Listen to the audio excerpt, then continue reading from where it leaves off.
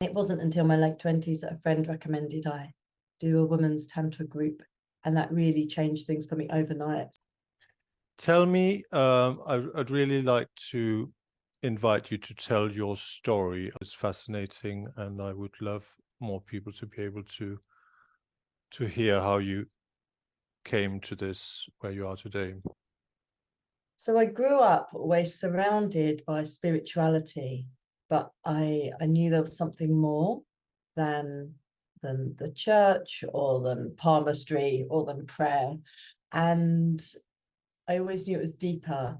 And in my 20s, I experienced sexual shutdown. So basically where my body just stopped being able to have sex, want sex, or feel anything. And I didn't know what to do about that. And I went everywhere. I went to doctors, I went to healers, I went to therapists, I went to shamans, I asked my mum, and no one was really able to help me. I went to a hypnotherapist even.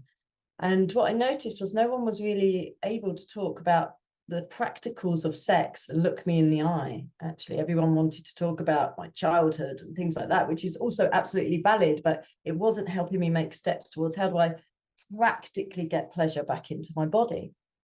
And it wasn't until my late 20s that a friend recommended I do a women's Tantra group, and that really changed things for me overnight. So working through the body and being to access my kind of spirituality and my sexuality in that way really shifted so much more for me than the many years of therapy I'd had so far.